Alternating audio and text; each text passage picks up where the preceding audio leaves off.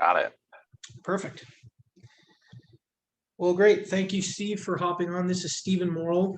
He's one of my oldest friends in the world. He went to Stonehill College and then started working at Liberty Mutual, eventually getting into project management. He now works at Southern New Hampshire University as a Scrum Master.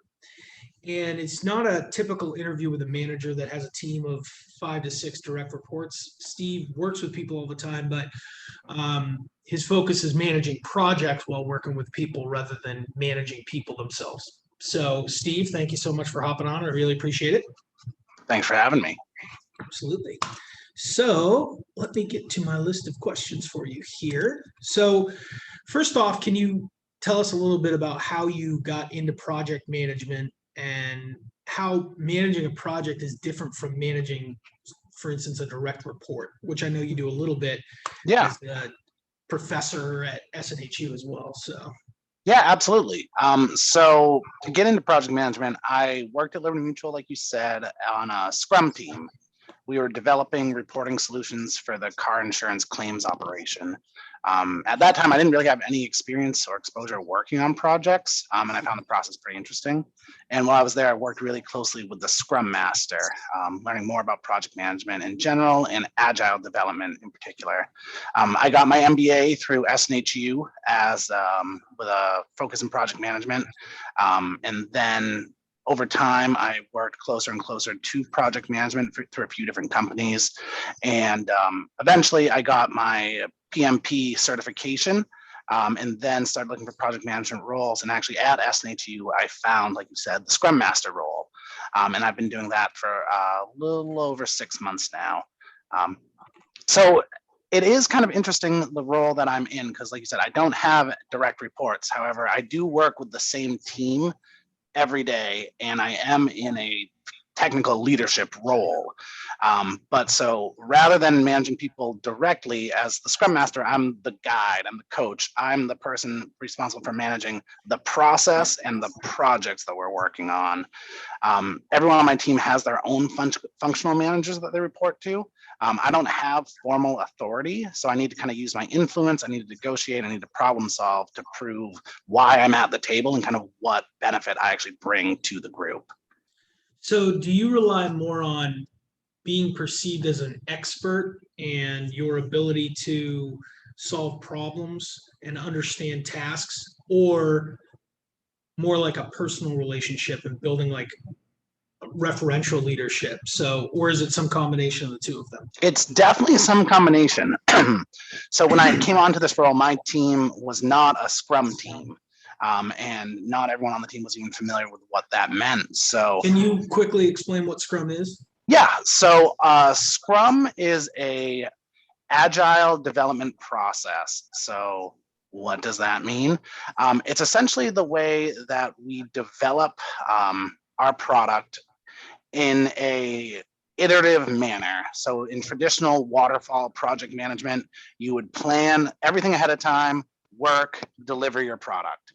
Back in the 90s, when software development started, that was an issue because people would plan a software, develop a software, and by the time they got to releasing it, it was already out of date. So agile development, which Scrum is a subset of, came about saying, let's be flexible, let's try to be fast and get things done in a way that we can actually stay current.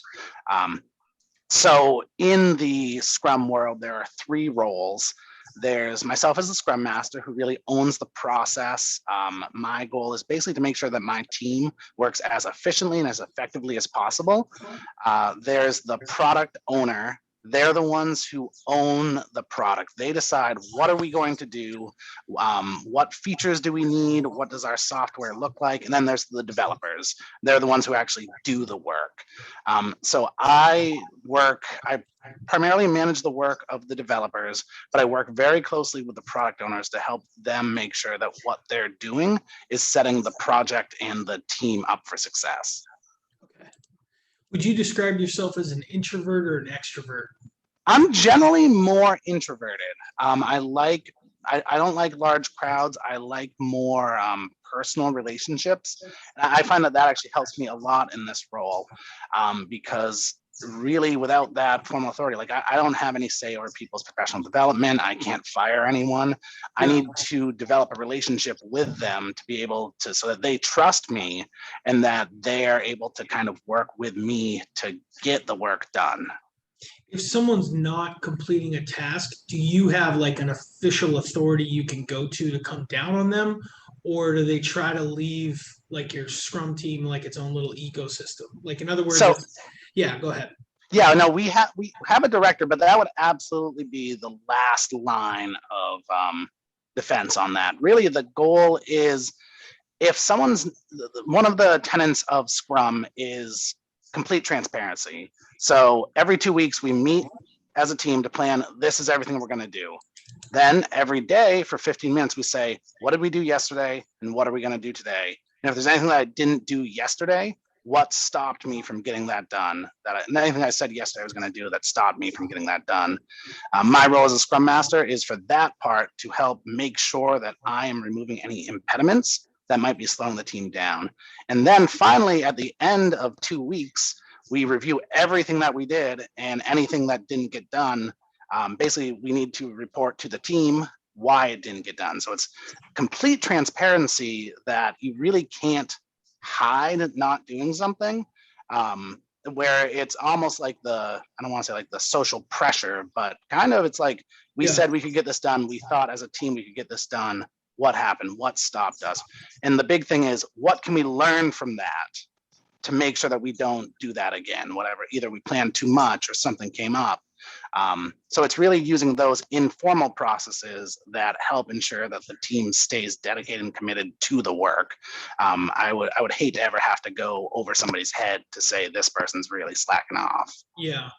Do you think that being part of a Scrum team aligns itself with certain personality types or people who are motivated certain ways, or is it designed so that it can be a diverse group of people? Because it's definitely designed to be a diverse group, because so one of the things about Scrum is it's supposed to be flexible. And even on my team, I have very different personality types. Some people need really tight guidelines and kind of rules written down, and others want a lot more freedom and room to explore, figure out their own stuff. And generally, if people are able to work in the way that they want, they end up being a lot more successful. So I try to meet people where they are, help figure out what's going to work best for them, and then adapt our processes to make sure that they're being successful. Mm-hmm. So, you just kind of were speaking about this a little bit, but tell me more about your tactics. Like, how might you approach, or if you have a personal example, like, how do you approach an introvert versus an extrovert and trying to get them to, is it a medium amount of pressure? Like, some people might require direct confrontation. Some people might respond better to passive aggression or something like that. Like, do you just read the people? Like, can you walk me through a little bit of that? Yeah, so I actually have an example that's been coming up the past couple of weeks. There's one person on my team who does really, really good work, but hasn't been sticking to the process.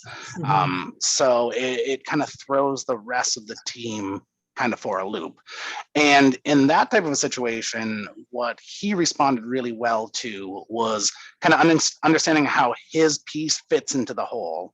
And what he's doing might work great for him, but since we have a whole team working towards the same goals, it's kind of the onus on the whole team to work together in a way that everyone's agreed upon and everybody's kind of committed to. So for him personally, that seemed to help a lot, just kind of really putting some explanation behind, this is why we do it this way. Kind of having that expertise, I guess, to show him that this is why we do it. These are the benefits. For another person on my team, it really is just kind of like, you just have to do it. Like, he really doesn't care why he's doing what he has to do. He has to know what he needs to do, how to do it, and he'll do it. So it's just basically hammering it home for him. Like, this is what you have to do.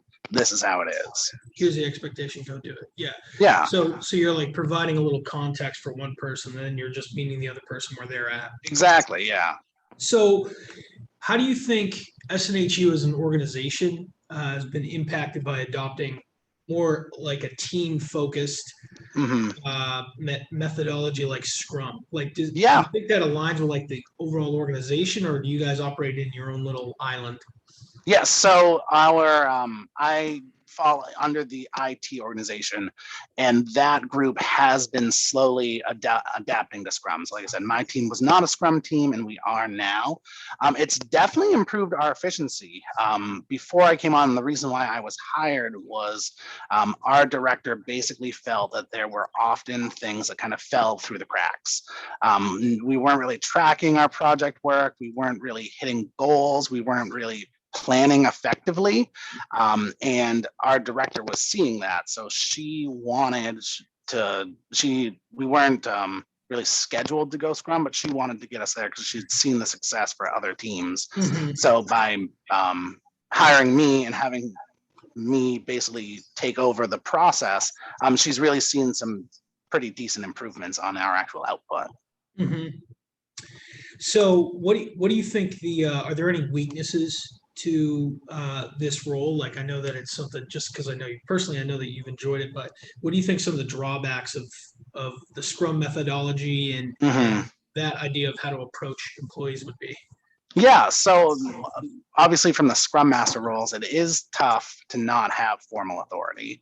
Yeah. Um, Everyone always talks about the difference between leadership and management, and a Scrum Master really needs to be a leader because we aren't managers. Um, we don't have that power. It hasn't happened to me, but I could definitely see if there was a situation where someone really wasn't responding to kind of that informal influence, not having the bite to back up my bark Yeah. could definitely be an issue. As far as the actual like development methodology, though, it really is pretty effective. When it kind of falls apart is when you're working in a place that there is not so. Some people try to adapt Scrum to places where Scrum shouldn't be. Like you should never do construction through Right. Scrum. Like Right. construction Yeah. doesn't work. It Yeah. needs to be something where you can kind of live with some unknowns, because the goal isn't that you plan out a whole project ahead of time. You're doing bit by bit by bit. Yeah. Well, that's perfect. Thanks so much for spending some time and introducing Oklahoma State University's OB class to Scrum methodology. So appreciate it, Steve. Happy Thank to you. do it. Cool. All right. Take care. You too.